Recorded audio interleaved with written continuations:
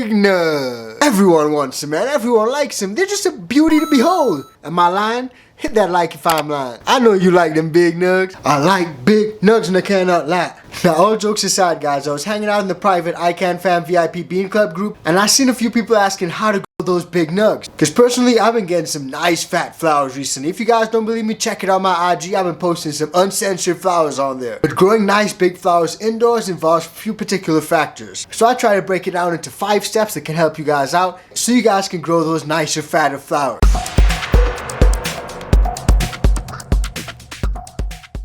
Now, first off, guys, selection is key. What sort of genetics are you running? You gotta choose the right genetics. Certain genetics are 100% known for producing nice fat flowers, super dense, nice, just awesome, while some of those may not produce as dense flowers. Nowadays, with so many hybrids on the market, you can definitely get the best of both worlds, so just do some research. It's all about research. Do some research and find out what's the best for your preferences, for your setup, and for your environment. I know when some of you stoners hear research, you're like, oh, I'm out. Guys, it's about the genetics. I'm sure you guys will find it interesting. Perfect. So heck, find something you like and stick with it. Now, number 2, optimize lighting. You can have the best genetics, but if it's under some crappy lights, it's not going to do well. You want to make sure you have proper lighting throughout the entire plant's life cycle. High quality LEDs, even HPS or CMH lights are often great options. For me, I like LEDs. I use Moss Hydro LEDs, and shout out to Moss Hydro, they got some great LEDs. Their new Evo Smart lights are amazing. You can literally connect everything up through your phone and it works really seamless. Now, they also got UV and IR lighting as well, so if you're ficklers for some of that fancy stuff, then that's definitely right up your alley. Now, for beginner growers, they got you covered, fam. If you want an all-in-one setup, I'm talking tent, light, filter, fan, exhaust system, everything, Moss Hydro's got you covered. Check out some of their all-in-one setups and definitely use that discount code icanthc to save yourself some cash and grab a nice little discount. Now, positioning your lights is also important, and that's a great thing with some of these Moss Hydro lights. They all come with adjustable dimmers, so you don't always have to adjust your lights. You can adjust your brightness. But you do want to position those lights at the right distance from the plants to avoid burning while maximizing light absorption. So pay attention to optimizing your lighting, guys. That's super important. Now, if you got some nice genetics and you got a light, your flowers will probably grow. But you want to optimize it to the best quality that's humanly possible, fam. And to do that, you need to maintain ideal environmental conditions. You gotta control temperature, humidity, and airflow in your grow space.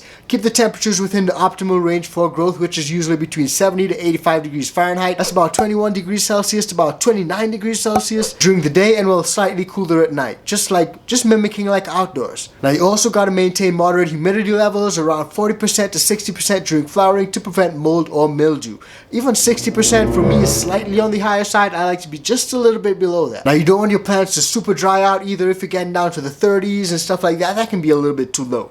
You may want to get that moisture up. So it's always a constant battle depending on your environment. If you're in a really dry place, maybe get in a humidifier. If you're in a super humid place, maybe get some fans and get a dehumidifier in. Carbon filters, fans, exhaust system, those all help to maintain environmental conditions. A lot of you guys will have some sort of exhaust system set up, so just make sure you got that proper ventilation and ensure a constant airflow for your plants. That constant airflow also helps to build nice strong stalks, which can sustain those big nice dense nugs-driven flower. Now, nutrients and feeding is also important if you're trying to get those big dense flowers. Gotta provide a well-balanced nutrient regimen. During the flowering stage, you want to focus on phosphorus and potassium, as those things encourage flower development. If you're using organics, you may find it a little bit more difficult to dial in exactly what you need. Unless you got liquid organics, then it's a little bit easier. But organic dry amendments can be a little bit less precise. Now, for the most part, no matter what liquid nutrients you're using, always check the manufacturer's guidelines, and me personally, I cut them in half. So if they say do 5 milliliters, I'm doing 2.5. If they say do 10, I'm doing 5. I go half, because you definitely want to avoid overfeeding, because that can cause nutrient burn and that can affect the taste and the flavor of your flowers. You don't want to affect your flavor and the taste. You do all that hard work and your stuff tastes like trash. Now, number 5, guys, is defoliation. I do a lot of defoliation and I couple that with LST. But in truth, you can do all sorts of training methods. I like using those little LST clips. I actually got a bag full of them.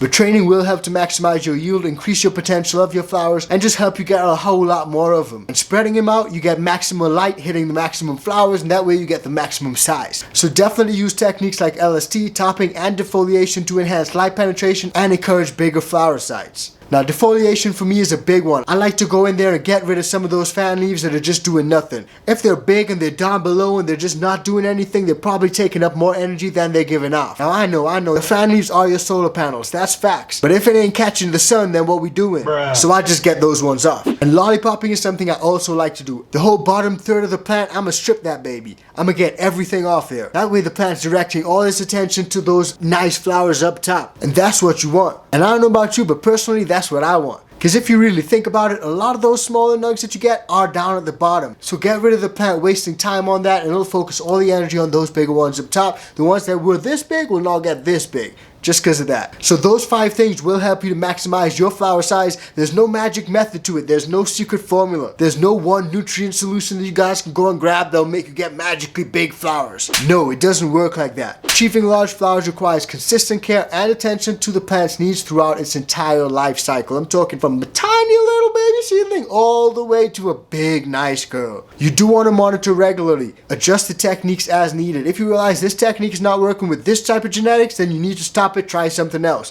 That's absolutely necessary. One thing won't always work across the entire spectrum when it comes to getting big flowers. Sometimes you need to adjust. Sometimes certain genetics just may not do it. But as long as you can ensure a healthy environment, then your only problem will be figuring out how to support those big nice flowers when comes flower time. So drop it in the comments down below. Let me know what you guys do when it comes to getting big nice flowers. Because everyone wants some nice big flowers. And some people have secret methods that they don't share with anyone else. So drop it in the comments down below and let me know if you got any secrets. I'm always interested to find out your secrets. And don't forget, join up with the iCan VIP Bean Club if you guys want some of those fire genetics. We got fire genetics going out all the time, and if you ain't part of the club yet, man, you're really missing out at this point. Bruh. And if you want to find out more about growing that fire, then definitely check out any video on screen right now, and we'll see you guys on the next one. Peace, fam.